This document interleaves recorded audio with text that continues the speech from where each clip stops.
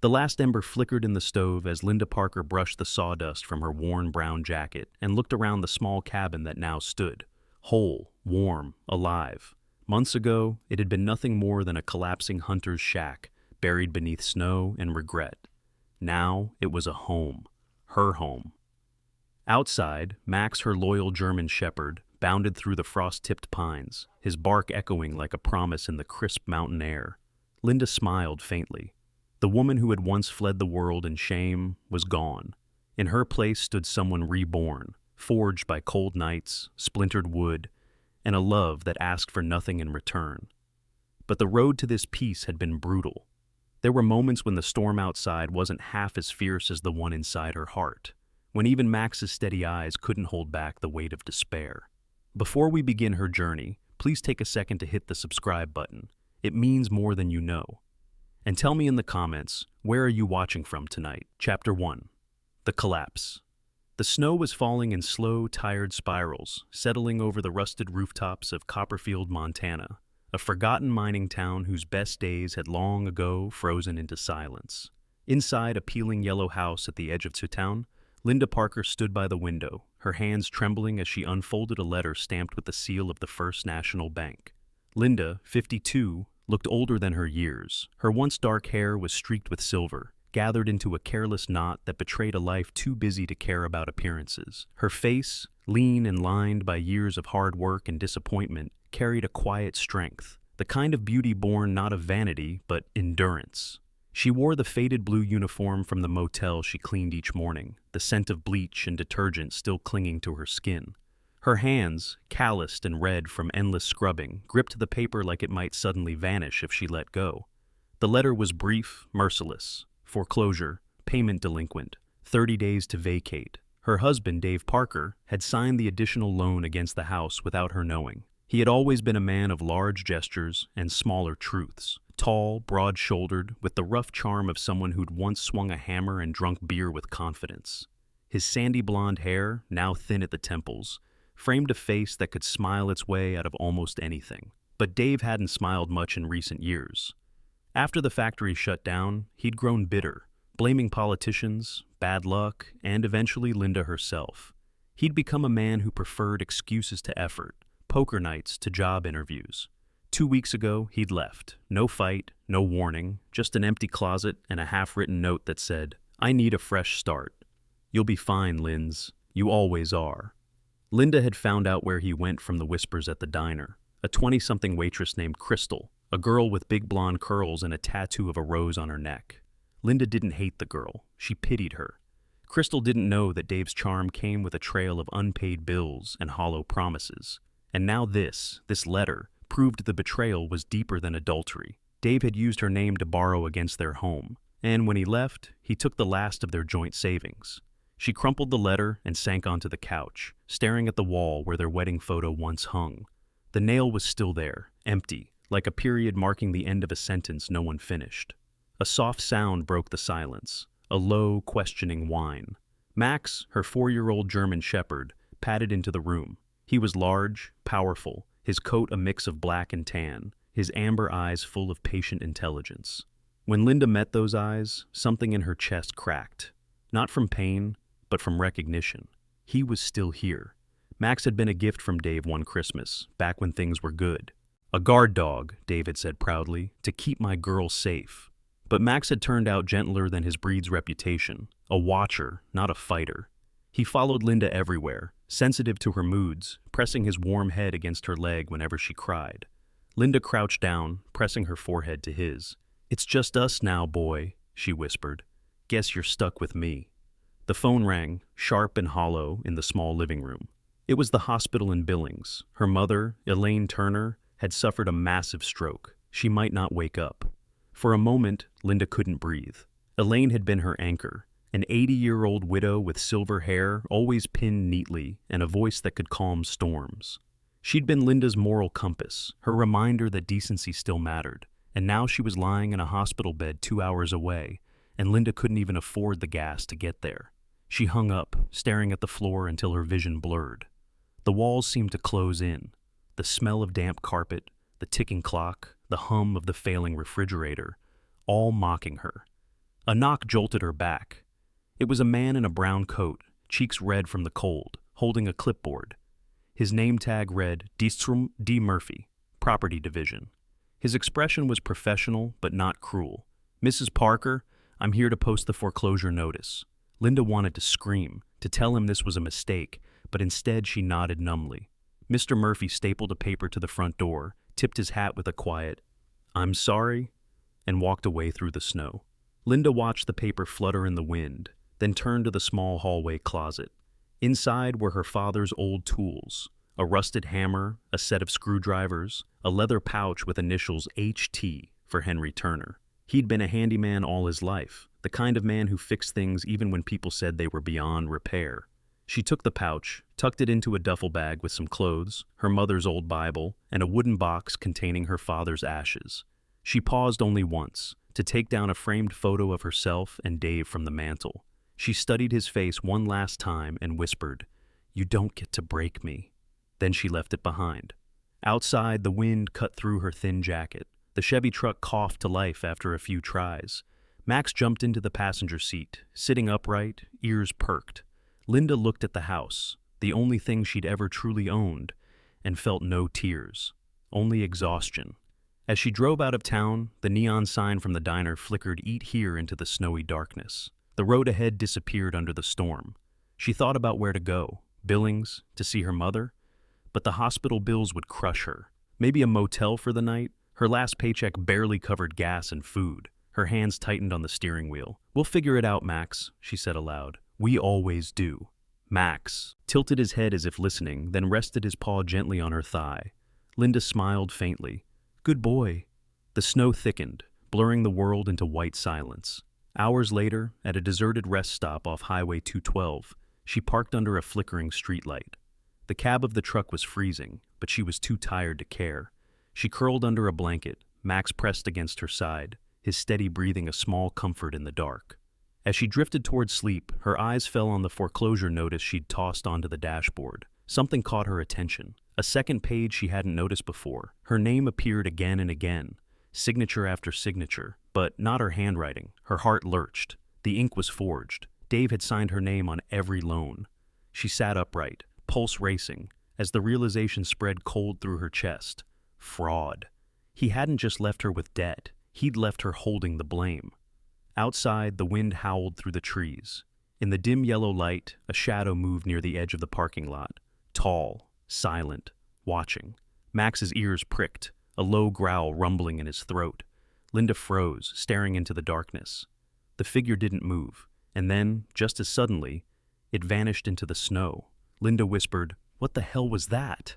Max growled again, deeper this time. The night held its breath. Chapter 2. The Cabin on the Hill. The morning came gray and heavy, a silence so deep it seemed to press against the windows of the truck. The storm had passed, leaving behind a landscape buried under fresh snow that glowed faintly blue in the pale light. Linda Parker awoke with a stiff neck and a strange calm. For the first time in days, she felt something that wasn't panic. It was a kind of numb resolve. Beside her, Max stirred, stretching his long limbs before nudging her hand with his nose. His amber eyes were alert, as if already planning their next move. Linda started the engine. It coughed, stuttered, then growled alive. She drove without music, following the vague directions etched into childhood memory, north toward Bears Back Range, past the ghost of her father's stories. Henry Turner, her father, had been a wiry man with kind eyes and a stubborn jaw. He'd spent most of his life fixing things other people threw away. He used to take her up into the woods every autumn to teach her what lasts and what rots. Somewhere up there, hidden among the pines, was the old hunting shack he'd once repaired with his own hands. "It's ugly as sin," he had said, "but it's still standing. That's more than I can say for most folks." Now, 20 years later, Linda found herself gripping the wheel, whispering his words like a map. The road turned to gravel, then to mud and snow. Each mile grew narrower, swallowed by trees that leaned in close, their branches heavy with frost. Twice the truck slid dangerously toward the edge of a ravine, tires spinning, heart pounding.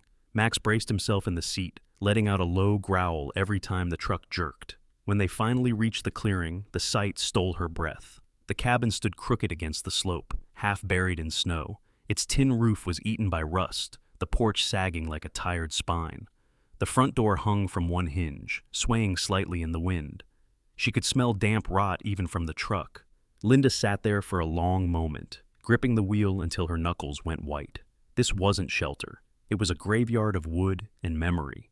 But when she looked around, at the endless stretch of wilderness, the absence of any other roof or road, she knew there was nowhere else to go. "Guess this is home," she whispered. She stepped out, boots sinking into snow, the cold biting through her jeans. Max leapt down beside her, his fur fluffed against the wind. He sniffed the air, tail stiff, ears pricked, a protector scanning the perimeter. Inside, the cabin smelled of mildew, old smoke, and animal musk. Broken furniture littered the floor. A shattered lantern lay in a corner, and along one wall, clear claw marks raked through the wood. Bears, maybe more than one. Linda's breath caught, but she pushed it down. Fear wouldn't fix a roof. She found a pile of old firewood near the back, gray and soft with rot, but dry enough in the middle to burn. With her father's matches, she coaxed a small flame to life in the stone fireplace. The smoke stung her eyes but filled the space with a faint warmth that felt almost human. That night, she and Max huddled close on the cabin floor, wrapped in her thin blanket. Outside, the wind moaned through cracks in the walls, whistling a lonely tune through the pines. Somewhere far off, a branch snapped. Max's ears twitched. He growled softly, then lay his head back down only when Linda whispered, "It's all right, boy. We're safe, for now." Morning came colder than the night before, the kind of cold that burns. The fire had died out, leaving nothing but gray ash and silence. Linda woke shivering but determined. She pulled on her gloves, frayed leather, 2 sizes too big, and went outside to inspect the roof. It was worse than she thought. Rusted sheets of tin peeled away like dead skin, and snow seeped through gaps in the beams. Still, she could almost hear her father's voice. "Nothing's useless until you give up on it." She scavenged through what was left of the shed behind the cabin. A few bent nails, a coil of wire, half a tarp stiff with age. It would have to do.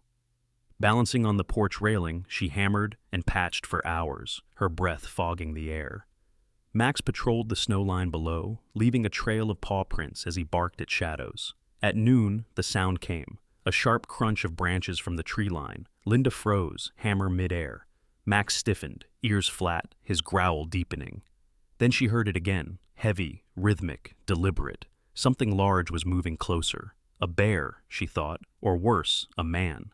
Her heartbeat thundered in her ears. She scrambled down, grabbed the rusted shovel by the door, and crouched behind the porch beam. Max's hackles rose, teeth bared. From the woods emerged a dark shape, low to the ground. For one terrible second, she saw only movement, then fur glinting black and brown under the pale sun. A black bear, young but strong, sniffing the air. "Easy," she whispered to Max, but he was already in front of her, barking furiously. The bear stopped, startled, then swiped at the air with one massive paw before retreating 2 steps. Linda shouted, waving the shovel, her voice raw, "Get out! Go!" The bear hesitated, then turned and lumbered back into the trees, snow cascading from its back. The sound of its retreat faded slowly until only the wind remained. Linda's knees buckled, and she sank onto the porch, laughing shakily through her fear. Max circled her twice before pressing his head into her chest. "Good boy," she whispered, stroking his fur. "You just saved our lives." That night, she wrote in her father's old notepad, the paper rough and yellowed, "If I can fix this place enough to keep the cold out, maybe I can stay. Maybe I can live." She spent the next 2 days working from dawn to dusk. She cleared debris, patched holes with plastic from the truck, built a crude shelf for food, and dragged a mattress from a corner to air it out in the sunlight. Her muscles screamed with every movement, but the rhythm of labor became its own kind of prayer. She found purpose in each nail driven, each log stacked. By the 3rd night, the cabin was still fragile, but it was hers. The fire burned steady now, casting a glow that made the shadows seem less menacing. Max slept by the door, his tail twitching in dreams. Linda sat on the floor, sipping the last of her coffee, and thought of Dave. She wondered if he was sleeping on clean sheets somewhere, his lies keeping him warm. She wondered if he ever thought of her. Then she shook her head. It didn't matter. The only thing that mattered was the roof over her head, and the dog who hadn't left her. As she turned down the lantern, a sound drifted through the trees again. Not the bear this time, softer, rhythmic, like footsteps crunching snow in a slow, deliberate pattern. Max lifted his head, ears sharp. Linda's heart began to race. She stood, listening, every nerve alert. The footsteps stopped, right outside the door, and then came 3 quiet knocks. Chapter 3. The stranger on the trail. Snow had softened into a delicate drizzle, the kind that turned the air silvery and quiet. 3 weeks had passed since Linda first stumbled upon the ruined cabin, and in that time, something remarkable had taken root. A rhythm. Mornings began with smoke curling from the chimney, the smell of coffee brewed over a wood stove, and Max trotting the perimeter like a sentry on duty. The cabin no longer felt like a graveyard. It was rough, patched, and creaked at night, but it was alive. Linda had made it so. Her hands bore the evidence of her labor, cracked knuckles, small cuts, the faint scent of pine sap embedded in her skin. But there was pride, too. She'd rigged a rainwater system using an old paint bucket and some plastic tubing, repaired the chimney so it no longer smoked her out, and hung food supplies in a burlap sack from the rafters to keep away hungry creatures. She even found her father's battered radio and coaxed it back to life, just enough to catch the faint voice of a weather broadcast once or twice a day. Max, once restless and anxious, had grown into his role as her guardian. His coat gleamed now, and he carried himself with quiet authority. Every sound outside, crunching snow, fluttering wings, distant cracking branches, was evaluated, categorized, and filed away in the vigilant mind of a shepherd. Linda often caught herself talking to him as though he were human. "We've done all right, haven't we?" she'd murmur, and he'd tilt his head, one ear cocked, as if agreeing. But peace in the wilderness was always temporary. That afternoon, a low wind came down the ridge, carrying with it the faintest sound, something that didn't belong to the forest. It wasn't the shuffle of an animal, it was a cry, short, ragged, then gone. Max heard it first, ears shooting up, a sharp bark slicing through the air. He ran to the door, barking again, this time urgent. "Max?" Linda wiped her hands on her coat. "What is it?" He barked again, whining, glancing between her and the woods. The sound came again, closer this time, a groan followed by a crash. Without thinking, Linda grabbed her coat and followed Max down the narrow trail that led through the trees. The snow was knee-deep in places, and she stumbled more than once, the cold biting at her face. After about 50 yards, she saw something dark sprawled near a fallen pine. A man. He was lying half buried in snow, his right leg twisted unnaturally. His coat was torn, revealing a flannel shirt soaked in melting ice. His face was weathered, strong-jawed but pale from cold, and his hair, once dark, was now more gray than not, streaked and wild. A faint beard clung to his chin, rimed with frost. He looked around 50, maybe older, the kind of man who'd seen too many fires, both real and metaphorical. "Sir?" Linda knelt beside him. His eyes flickered open, startlingly blue, the clear kind that come from years outdoors. "Don't move," she said quickly. "You've hurt your leg." He gave a pained half-smile. "No kidding." His voice was rough, dry from cold. "Twisted my ankle on the ridge, radio died, been out here 2 nights, maybe 3. Thought the coyotes would get me before the cold did. Lucky for you, my dog's nosy." He chuckled weakly, then winced. "Remind me to thank him later." Linda managed to haul him up, slinging his arm over her shoulders. He was heavier than he looked, solid muscle under layers of worn flannel and fatigue. Max walked ahead, glancing back often as if urging them to hurry. By the time they reached the cabin, the man was trembling violently. Linda got him near the fire, stripped off his outer layers, and found the ankle already swelling, purple and grotesque. She wrapped it tightly with strips of cloth torn from an old towel. The man groaned but didn't complain. When he finally spoke again, it was through clenched teeth. "Name's Jack Miller. Used to be with the U.S. Forest Service, Fire Division. Been working seasonal patrol out of Hamilton these last few years. Guess I got too old for mountain duty." He gave her a wry grin that didn't quite hide the exhaustion behind it. Linda nodded, but said nothing. She'd met men like him before, the kind who carried quiet regrets under layers of humor and self-deprecation. "You're lucky we found you," she said, stirring the fire. Jack studied her for a moment. "We?" She glanced toward Max. "Me and him." At that, Max gave a short huff, settling himself between Jack and the door. His gaze said clearly, "You move wrong, I bite." Jack laughed softly. "He's a fine dog. Smart eyes, loyal. Smarter than most people I know," Linda replied without looking up.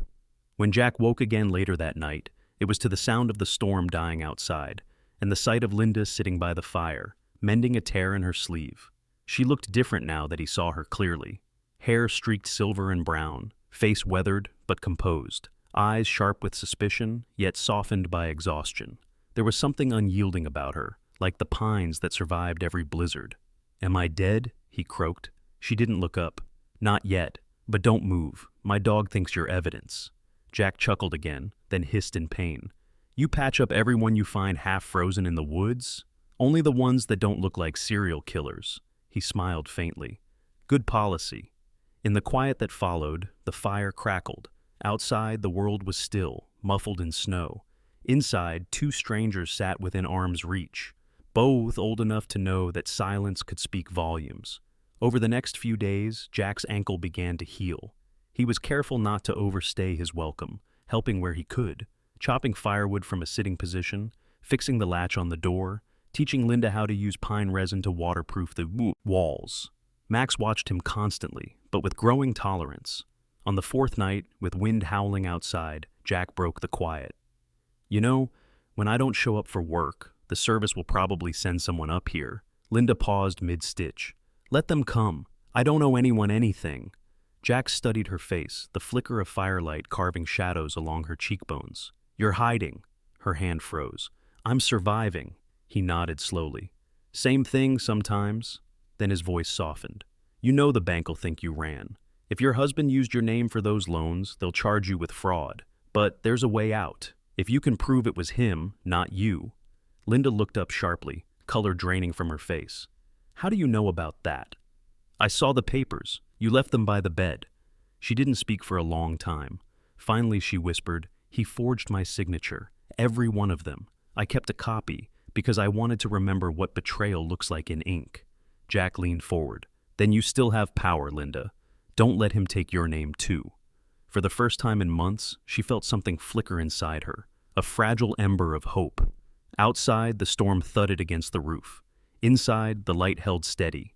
Chapter 4. The Ice Storm and the Choice. By dawn, the world had vanished under glass. Every branch, every blade of grass, every forgotten nail on the roof shimmered in crystal armor. The storm had begun in the night, rain that turned to ice mid-air, coating everything in a treacherous glaze. Now the forest groaned under its weight, trees creaking like old bones. From the small window of the cabin, Linda could see frost crawling down the glass like thin white veins. The radio crackled weakly from the corner, the voice barely audible over the static. "Severe ice storm warning. Gusts up to 70 miles an hour. Stay indoors. Stay clear of tree lines." Linda turned the knob to silence. "We don't have much choice," she muttered. Jack, propped on a makeshift crutch near the fire, frowned. His rugged face, lined deeply around the eyes and mouth, was set with the stoicism of a man who'd faced worse, but not by much. "If one of those big pines goes down, we're done for. This place won't hold." Max paced by the door, hackles raised, occasionally barking at the sounds outside, the splintering crack of ice-laden branches breaking somewhere in the woods. His fur stood stiff, eyes sharp, every sense on high alert. Linda moved quickly. "Help me with the beams. The center one's weak. I'll brace it." Jack grunted, shifting his weight onto his good leg. "You shouldn't be out there. And you shouldn't be standing," she shot back, already pulling a plank from the pile against the wall. Despite the tension, a faint smile tugged at Jack's mouth. Together they worked, breath turning white in the freezing air that seeped through every crack. Linda's fingers were raw from the cold, but she gripped the hammer with the stubborn precision of someone who refused to surrender. Jack steadied the board, his big hands trembling slightly as he pressed it into place. Outside, Max circled the cabin, barking sharply each time the wind shifted. Linda could tell by his tone when the gusts changed direction. The low, urgent growl meant danger from the east. "Good boy. Keep watch," she whispered under her breath. They reinforced the walls with extra planks, dragged the heaviest items, food crates, water jugs, Linda's father's tool chest, against the sides to add weight. Then they cleared the center of the room, creating a small triangle of safety near the fireplace. Linda's movements were mechanical, almost detached, but her mind ran wild beneath the surface. Each sound outside felt like a countdown, every crack of ice a threat whispered by the forest itself. When she paused to catch her breath, her eyes fell on the wooden box on the shelf, her father's ashes, and beside it, the envelope of documents tied with string, proof of her husband's betrayal. Two relics of pain and love, equally heavy. She tucked both into a waterproof bag and placed them in the corner, with Jack's medication and the remaining food. The wind rose suddenly, howling like a living thing. Snow swirled sideways, sticking to the glass. Then came a sound so deep, it seemed to vibrate through the floor, the groaning collapse of something immense. "Tree!" Jack said, eyes snapping up. Linda froze. A second later came the crash. The whole cabin shuddered, dust and splinters raining from the rafters. The lantern swung wildly, light flashing across their faces. Max barked furiously, then whined as debris fell near the door. Linda dropped to her knees, arms around him, pulling his head to her chest. "It's okay, baby. It's okay. Please, not him," she whispered, her voice breaking. "Take everything else, but not him." The storm screamed on, relentless. For an hour, maybe two, they stayed crouched there, listening to the world break apart outside. The roof groaned but held. Water dripped through one corner. A board split, but the beam they'd reinforced stood solid. When the worst finally passed, silence returned like a mercy. Linda lifted her head. Her cheeks were streaked with soot and tears she hadn't realized she shed. "We made it," she breathed. Jack leaned back against the wall, chest heaving. "Barely, but yeah, we're still here." Max nudged Linda's hand with his cold nose, tail giving one tired wag. She kissed his head. "You saved us again." They sat that way for a long while, the fire dying down to embers. Outside, the world glittered white, a fragile beauty born from destruction. When morning came, the cabin's roof sagged, but held, like an old fighter who refused to fall. The forest, however, was unrecognizable. Trees snapped in half, branches tangled across the trail. The path down the mountain was buried under ice. Jack stepped outside on his crutch, surveying the wreckage. The sunlight caught in his beard, turning the gray to silver. He looked back at her, eyes clear and serious. "We can't keep this up forever, Linda. You've done a hell of a job surviving, but this—" He gestured at the shattered forest. "This isn't living." She stood in the doorway, arms crossed over her coat. "You got a better plan?" He hesitated. "Yeah, I do. When the road clears, I'm heading down to Hamilton. I'll talk to a friend, old ranger buddy. He can help get your case in front of someone who will listen. The bank, the forged signatures, all of it. You can prove it wasn't you." Linda's throat tightened. The thought of returning to that world, of walking into a courtroom, of facing her husband's lies in public, felt like walking naked into fire.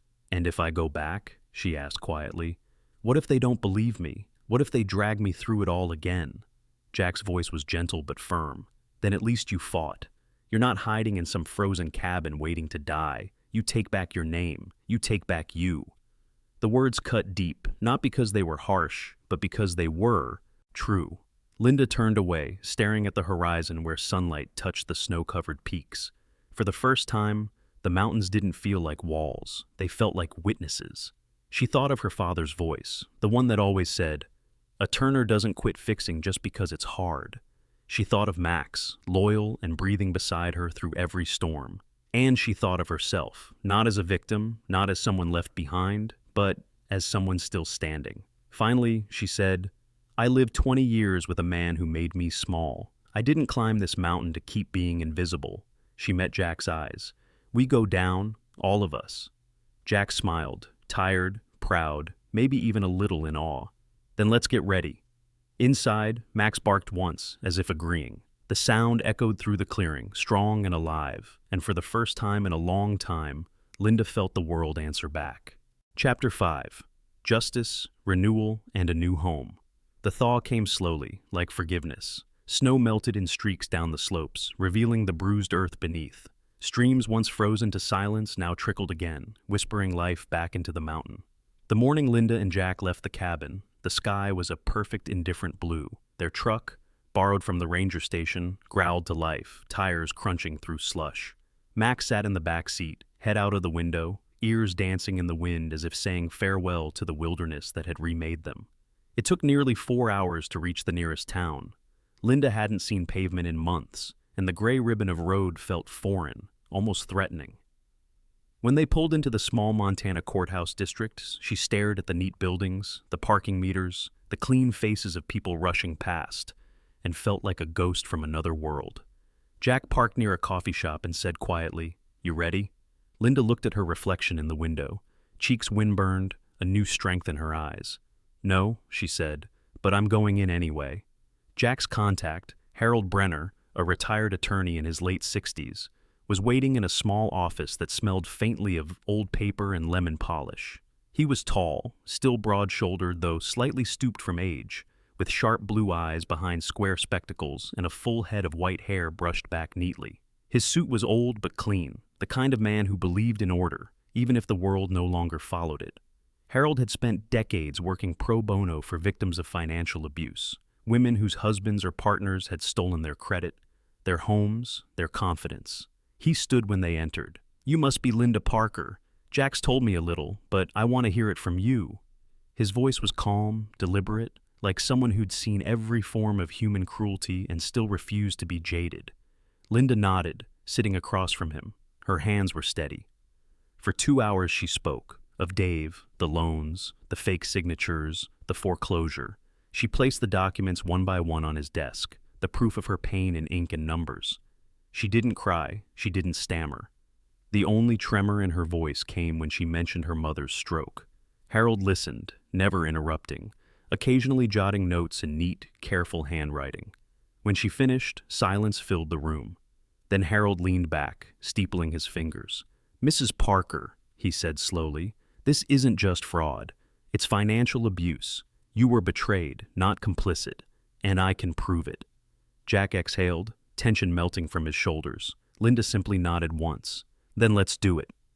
What followed was months of quiet warfare, letters to the bank, affidavits, expert signatures. Harold unearthed records proving Dave had taken multiple unauthorized loans, forging Linda's name, forensic handwriting. Analysis confirmed it. The bank's lawyers tried to drag her through the mud, but each accusation met a wall of evidence. Through it all, Linda remained calm. She'd faced worse storms. When the verdict came, it was read in a small courtroom with peeling paint. The judge, a woman in her 50s with graying hair and a firm, kind expression, declared that Linda Parker was not liable for her husband's debts. The fraudulent accounts would be closed under Dave's name. The court also ordered the bank to remove the black mark from her credit file and issue a formal apology. It wasn't victory in the glamorous sense. There was no cheering crowd, no grand applause, just quiet justice, measured and real. Linda walked out into the afternoon sun, breathing for the first time without the taste of guilt in her mouth.